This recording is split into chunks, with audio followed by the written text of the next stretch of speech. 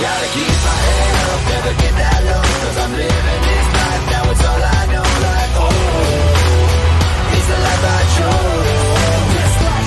So I keep my bread up like a CFO. Now they screaming my name everywhere I go. Like, oh, it's the life I chose. This life. One life, one choice, gotta do it right. One chance of proving to the world that you was right. Like a match waiting for a spark to ignite. Sitting contemplating if you're gonna make it through tonight. And rise up like a phoenix flying through the light. Or fly fast like a star shooting through the night. You see, man, the difference between you and I is I'ma keep doing what I do cause it's... Salut à tous, j'espère que vous allez bien. On se retrouve pour la review de SmackDown du 25 février 2022 qui s'est déroulé en Pennsylvanie. Le show commence avec Michael Cole qui introduit Ronda Rousey qui fait son entrée. Ronda Rousey, elle raconte sa vie, elle dit qu'entre temps elle a eu un enfant, qu'elle s'est cassé la main, puis l'autre main, etc. Jusqu'au moment où Charlotte Flair intervient. Charlotte Flair fait son entrée. Elle dit qu'à Elimination Chamber, elle a eu pitié de Ronda Rousey, du coup elle l'a laissé gagner. Mais qu'à WrestleMania, ça va pas se passer pareil puisqu'elle va faire abandonner Ronda Rousey. Du coup, par derrière, on a Sonya Deville qui intervient. Elle attaque Ronda Rousey.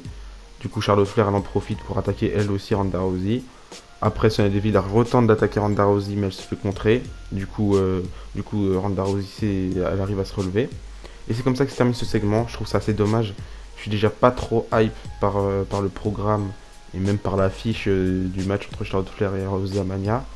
Mais là, si Sonya Deville elle vient s'interposer dans le programme, bah, je trouve ça encore plus nul.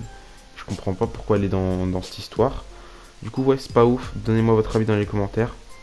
Ensuite, on a Adam Pearce et Sonya Deville qui sont en backstage. Adam Pearce, il fait part de son mécontentement à Sonya Deville. Il lui dit qu'il est pas content que Sonya Deville s'en ait pris à Ronda Rousey.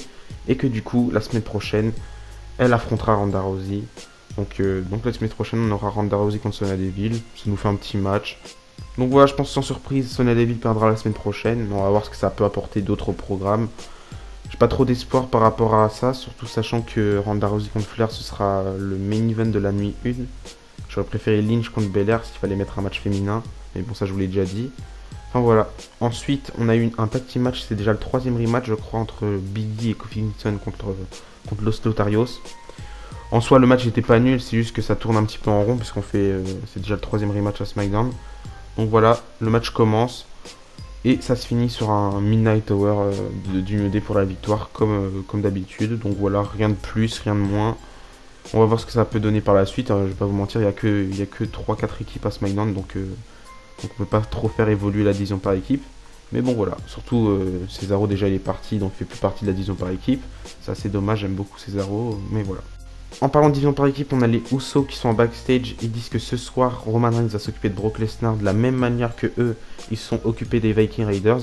Et du coup, comme par hasard, les Viking Raiders attaquent les Usos, un peu comme les Usos avaient fait quelques semaines avant l'Elimination Chamber.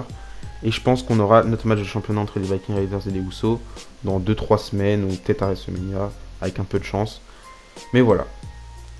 Du coup, ensuite, on a Shali qui est elle aussi en backstage. Elle s'est interviewée avant son match, son premier match à SmackDown. Du coup, elle dit qu'elle a travaillé dur pour ça, qu'elle a travaillé dur du côté des NXT, etc. Et du coup, elle dit que Natalya aura besoin de protection ce soir. Donc, le match commence entre Shali et Natalya. Le match est pas très long, je voulais dire. Et le match se finit sur un spinning heel kick de Shali pour la victoire sur Natalya. Donc voilà, je sais pas ce que ça a donné par la suite. En vrai, Shali, c'est un personnage elle a une gimmick assez atypique, du coup, je sais pas si ça a fonctionné. Je sais pas si le public va être à fond derrière elle. Moi, ce que j'aime bien chez Shali, c'est son entrée en soi, mais bon, je suis pas trop fan des effets spéciaux en soi, la WWE. Mais voilà. Ensuite, on retrouve Sami Zayn qui est dans le ring pour fêter sa victoire pour devenir le nouveau champion intercontinental. Il demande au public un petit peu de respect. Il dit qu'il est content de pouvoir défendre son titre face à toutes les personnes qui sont assez courageuses pour monter sur le ring avec lui. Et du coup, on a Johnny Knoxville qui fait son entrée. Il fait comprendre en gros à Sami Zayn qu'il est venu pour répondre au challenge de Sami Zayn, à son Open Challenge, on va dire. Donc voilà, Sami Zayn après il fait genre de se barrer. Et il finira par attaquer Johnny Knoxville. Et à la fin, lui mettre un Helluva Kick tranquillement. Après c'est comme ça que se termine le segment. Mais on retrouvera juste après Sami Zayn en coulisses avec Adam Pearce. Sami Zayn il s'excusera, enfin il va s'excuser, il va dire qu'il est désolé pour ce qu'il a fait à Johnny Knoxville, mais Johnny Knoxville a commencé. Et Ricochet débarque. Ricochet il dit que Sami Zayn a voulu être un champion combatif. Du coup il lance un challenge et Adam Pearce confirme que la semaine prochaine logiquement Sami Zayn devra défendre son titre face à Ricochet. Donc enfin une opportunité pour Ricochet. C'est dommage que ça se fasse pas à Mania ou dans un gros pay-per-view. Mais bon, voilà, on va pas s'en plaindre. Je pense que Johnny Knoxville ira challenger Sami Zayn à WrestleMania pour le titre intercontinental. C'est assez dommage, j'aime pas trop quand des stars viennent se mêler à tout ça, surtout à WrestleMania. Et déjà cette année on en aura déjà beaucoup, j'ai l'impression. Ensuite on a un match qui se prépare entre Sasha Banks et Shotzi, mais avant que le match commence, on a Naomi qui fait son entrée pour aller en ringside. Au début on se demande pourquoi, mais on va très vite comprendre par la suite. Du coup le match commence, Shotzi elle est pas du tout mise en avant et le match il est assez rapide en vrai. Et à mon souvenir il n'y a même pas un moment où Shotzi elle prend l'avantage sur Sasha Banks. Et du coup Sasha Banks remporte le match avec son finisher, sa soumission. Et du coup voilà, après on a Naomi qui rentre dans le ring et elle nous fait comprendre en gros qu'on a devant nous les prochaines championnes par équipe. Donc voilà, il y a une petite équipe qui commence entre Sasha Banks et Naomi. Parce que j'imagine qu'il n'y a pas trop de plans pour Sasha Banks maintenant que les deux titres majeurs de la division féminine sont déjà actés pour WrestleMania. Donc voilà, Sasha Banks sera dans la division par équipe pour WrestleMania. C'est dommage, mais bon, il y en a qui sont plutôt contents. En vrai, je suis content que ce soit pas une équipe qui s'est fait au hasard. Du coup, ensuite, on était censé avoir le match entre Baron Corbin et Drew McIntyre. Mais avant que le match commence, Baron Corbin prend le micro. Il rappelle à tout le monde que le match entre Baron Corbin et Drew McIntyre, c'est un match de niveau WrestleMania. Qu'il aurait bien aimé détruire Drew McIntyre. Mais que Madcap Moss mérite son rematch. Du coup, à la place de Drew McIntyre contre Happy Corbin, on a Drew McIntyre contre Madcap Moss encore une fois. Le match commence et à la fin, on a Madcap Moss qui court dans les cordes. Et il se mange un Claymore Kick pour la victoire de Drew McIntyre. Donc voilà, à WrestleMania, je pense qu'on aura Baron Corbin contre McIntyre, c'est dommage.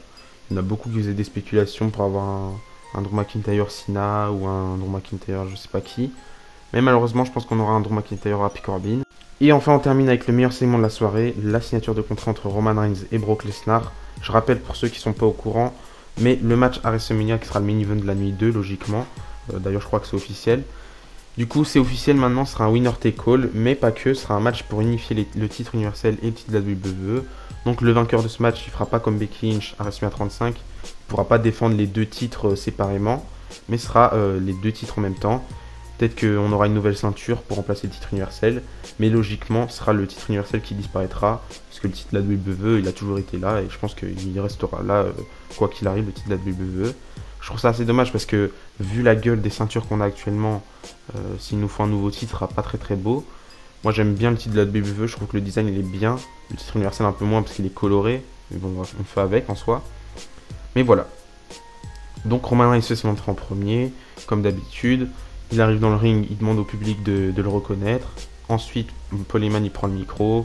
Il nous dit que le match entre Brock Lesnar et Roman Reigns sera le meilleur match de tous les temps. D'ailleurs, il l'annonce comme ça, le meilleur match de WrestleMania de tous les temps. Il dit que ce sera mieux que Hulk Hogan contre André le Géant, mieux que Steve Austin contre le Rock, mieux que tous les grands main events de l'histoire de WrestleMania. Enfin bref.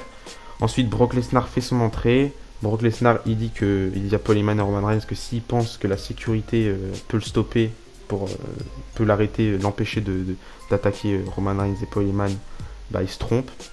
Et que la seule personne qui peut l'empêcher de les attaquer, bah, c'est Brock Lesnar. À ce moment-là, Brock Lesnar, il signe le contrat. Il prend le contrat et le balance dans la gueule de Roman Reigns.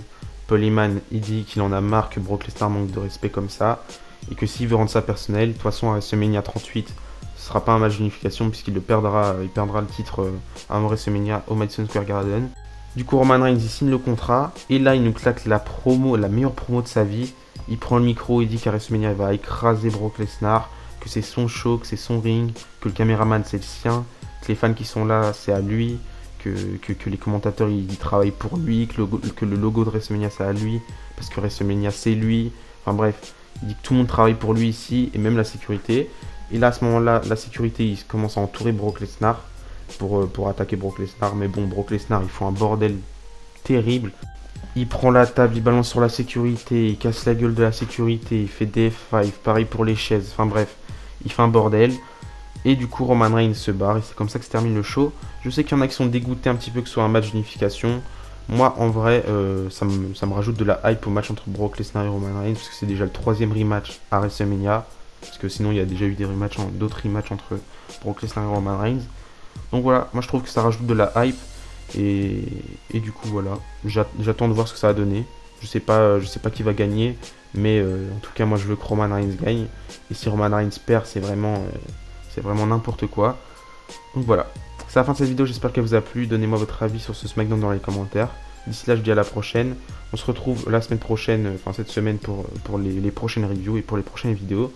Et d'ici là, je vous dis à la prochaine. N'oubliez pas, tant qu'à catch, bisous bisous.